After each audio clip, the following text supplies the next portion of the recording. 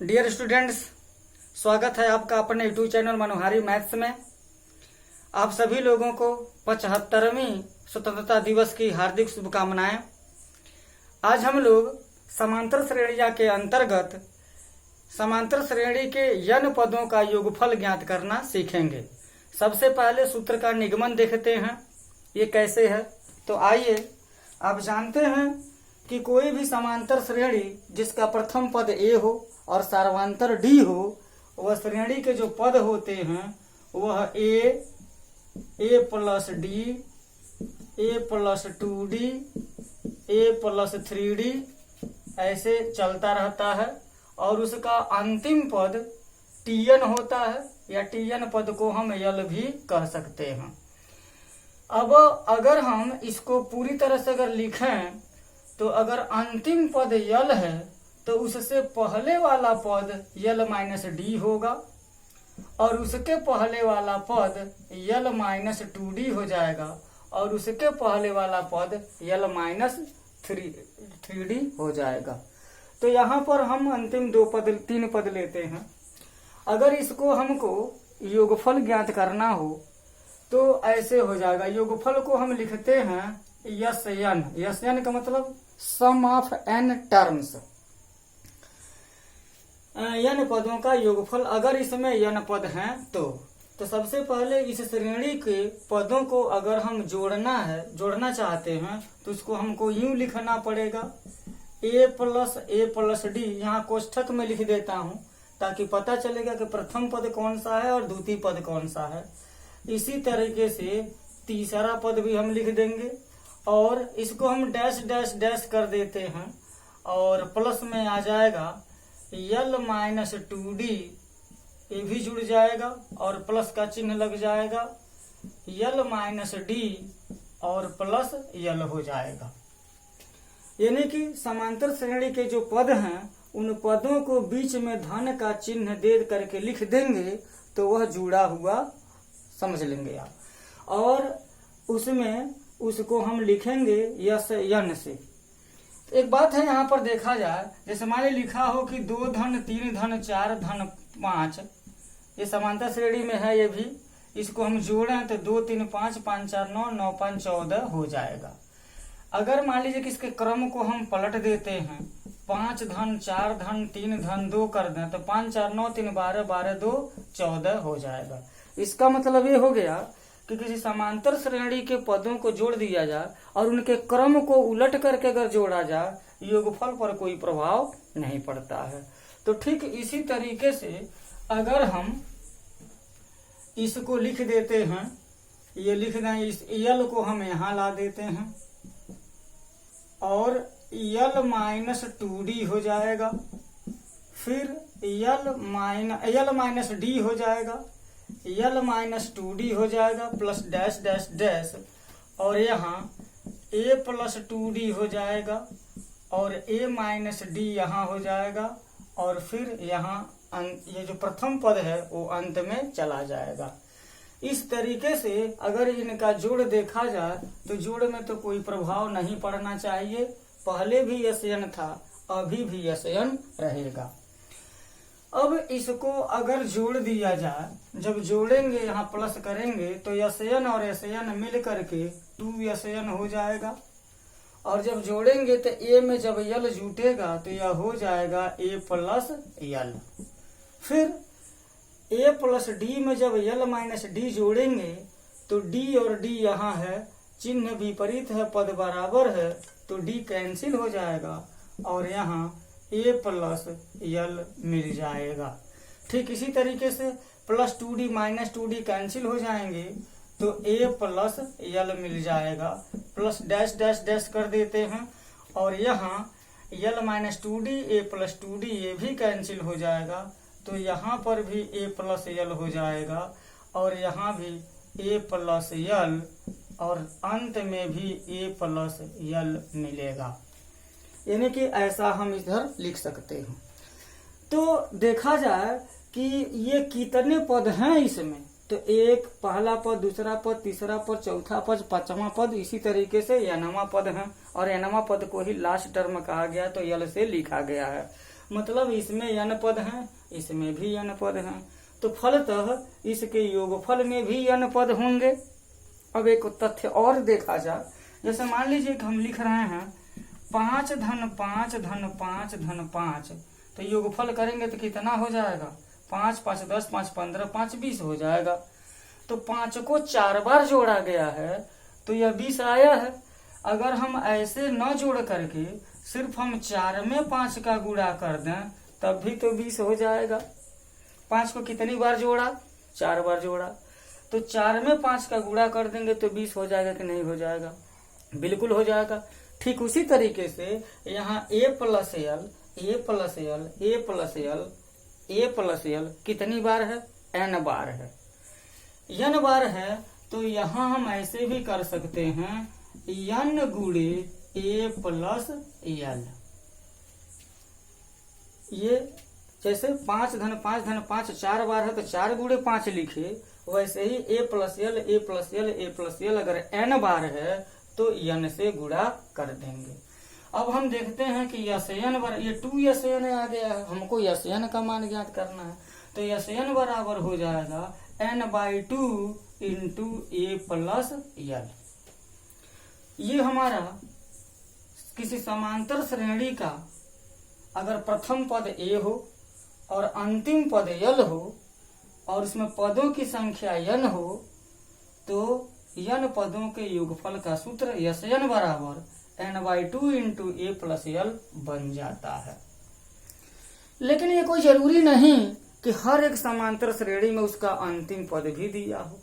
अगर अंतिम पद न दिया हो, पदों की संख्या दिया हो, प्रथम पद दिया हो, सर्वांतर दिया हो, तो उसका n पदों का योगफल कैसे ज्ञात करेंगे? इसको बदल देंगे। अब जानते हैं कि इसमें n पद हैं तो nवां पद क्या है? यल है, और यल को ही हम क्या लिख देते हैं? Tn लिख सकते हैं।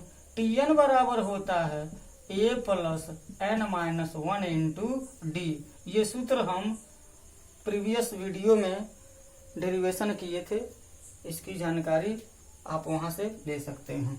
तो यहाँ से Sn बराबर हो जाएगा n/2, a के जगह पर a लिख देंगे और l के जगह पर a plus n-1 into D लिख दिया जाएगा।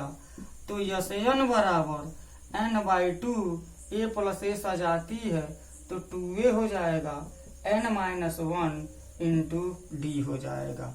अर्थात किसी समांतर श्रेणी का प्रथम पद अगर a हो और सर्वांतर d हो तो उसके n पदों का योगफल Sn बराबर हो जाएगा n/2 into 2a plus n-1 into D हो जाएगा। तो इन दोनों सूत्रों को, सूत्र नंबर 1 और सूत्र नंबर 2, वैसे तो दोनों सूत्र एक ही हैं, लेकिन प्रश्न के अनुसार आप इसका भी प्रयोग कर सकते हैं, इसका भी प्रयोग कर सकते हैं। आइए इस पर एक एग्जाम्पल देखते हैं। यहीं पर एग्जाम्पल देख लेते हैं तुरंत। एक तरफ से सूत्र हो जाएगा, एक तरफ से सवाल हो जाएगा, तो जल्दी से समझ में आ जाएगा। ये NCERT प्रश्नावली 5.3 का ही प्रश्न ले लेता हूँ, तो उससे एक प्रश्न भी हो जाएगा और यहाँ से एक इसके लिए, इस सूत्र के लिए एक उदाहरण भी हो जाएगा। तो यहाँ जो पहला सवाल दिया है, लिखा है कि 7, पहला लिखा है 2 7 12 डैश डैश डैश 10 पदों तक योग ज्ञात कीजिए। तो सबसे पहले तो हमको ये जानना है कि ये जो श्रेणी दी गई है वो है किसमें। श्रेणियां कई तरह की होती हैं, समांतर श्रेणी होती है, गुणोत्तर श्रेणी होती है, हरात्मक श्रेणी होती है, एपी, जीपी और एचपी होती है। तो हम एपी पढ़े, हमारे कोर्स में भी एपी है। तो सबसे पहले एपी का जो लक्षण है, जो पहचान है, उस पर इसको हम चेक करें तो एपी का लक्षण क्या होता है? सर्वांतर बराबर होता है। तो 7 में से 2 घटाएंगे तो 5 मिलेगा, 12 में से 7 घटाएंगे तो 5 मिलेगा। इसका मतलब सर्वांतर बराबर है, मतलब यह अवश्य ही एपी में है।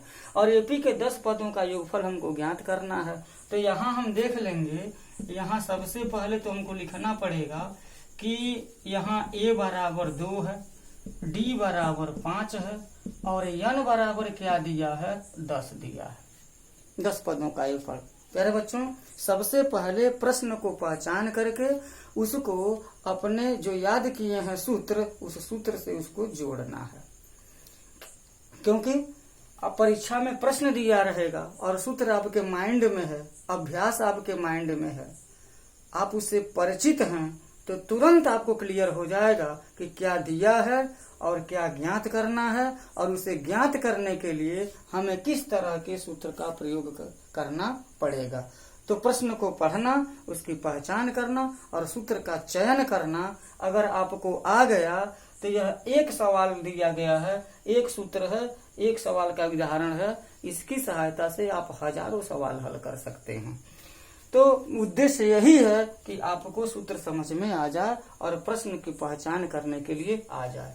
तो यहाँ पर हो जाएगा, क्योंकि हमको योग ज्ञात करना है, मतलब हमको यशयन ज्ञात करना। तो यशयन का पहले सूत्र लिख लेते हैं। क्या होता है, n/2 into 2a plus n-1 into d।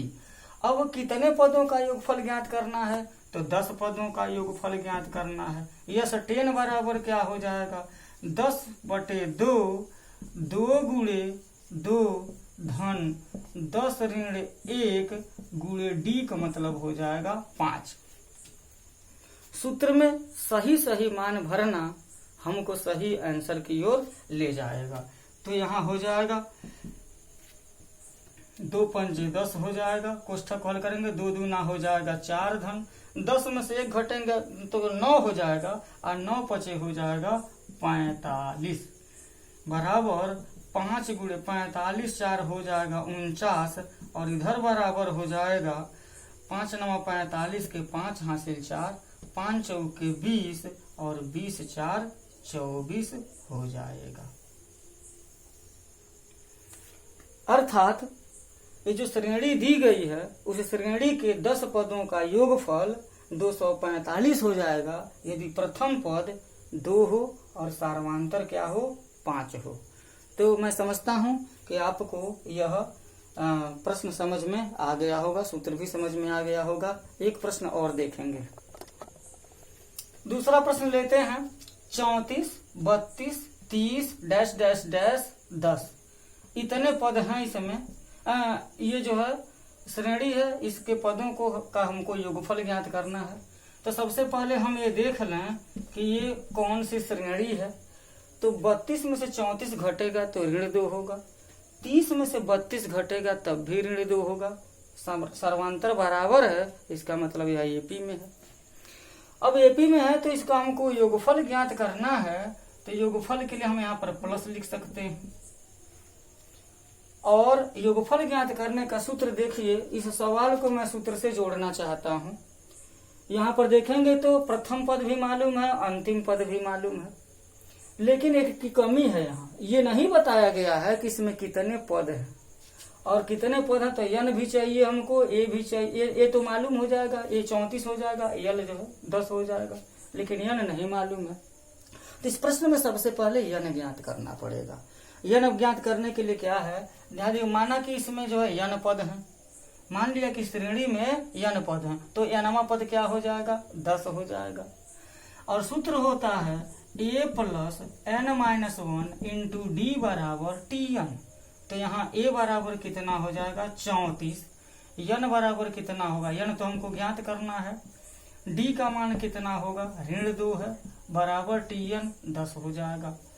तो 34 ऋण 2n धन 2 बराबर 10 हो जाएगा। कोष्ठक को तोड़ दिया है, यहाँ हो जाएगा ऋण 2n बराबर 10, ये ऋण 2 हो जाएगा और यह ऋण 34 हो, 34 तो 36 हो जाएगा। तो हम डायरेक्ट 36 लिख सकते हैं, कोई दिक्कत नहीं है। तो यहाँ ऋण 2n बराबर हो जाएगा, 10 में से 36 घटेगा तो ऋण 26 हो जाएगा और n बराबर ऋण ऋण का भाग हो जाएगा धन, और यहाँ n बराबर हो जाएगा 13। तो प्यारे बच्चों, यहाँ हमको पता चल गया कि समांतर श्रेणी 34, 32, 30 डैश डैश डैश अगर अंतिम पद 10 हो तो उसमें n बराबर 13 पद होंगे। इनको अगर मैं ऐसे घटते क्रम में लिख दूं 34, 32, 30, 28, 26, 24, 22 ऐसे करते करते 10 तक पहुंचे तो पहले से लेकर के अंतिम तक 13 पद हो जाएंगे। n का मतलब यही हुआ। अब 13 पद है तो यहाँ पर हमको योगफल ज्ञात करना है, तो 13 पद का योगफल तो हमको यही लिख देता हूँ, यहाँ लिख देता हूँ। अब इसमें हमको प्रथम पद भी मालूम है, अंतिम पद मालूम है, पदों की संख्या भी मालूम हो गई, तो हमको इस सूत्र का प्रयोग न करके डायरेक्ट अगर इसी सूत्र का प्रयोग कर देगा तो कोई दिक्कत नहीं होगी। यहाँ पर क्या हो जाएगा, SN बराबर n/2 into a plus l का प्रयोग करें तो यहाँ हो जाएगा यस 13 बराबर 13/2 और गुणे a का मान है 34, l का मान है 10, तो बराबर कितना हो जाएगा 13 गुणे 34 10 हो जाएगा 44 पूरे के बटे 2, 2 से कैंसिल करेंगे तो 12 बार में कटेगा और ये हो जाएगा 13 दूना 26 के ये 44 और 2 से 22 बार में कटेगा और गुणा करेंगे 13 दूना 26, 13 दूना 26, 26 2 28 यस 13।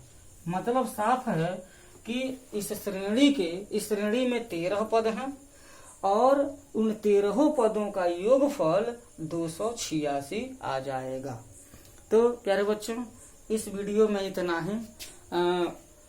मैं कोशिश किया ये समांतर श्रेणी के n पदों का योगफल का सूत्र आप तक पहुंचाने का और उसके माध्यम से 1-2 एग्जाम्पल भी देख लिए। मैं आशा करता हूं कि आपको समझ में आया होगा। समझ में आया है तो प्लीज इस वीडियो को लाइक कीजिए, शेयर कीजिए और इस अपने चैनल को सब्सक्राइब कीजिए और अपने अन्य दोस्तों तक पहुंचाइए ताकि उन तक भी ऐसा सटीक सूत्र का डेरिवेशन और सूत्र पर आधारित प्रश्नों के हल पहुंच जाएं। धन्यवाद।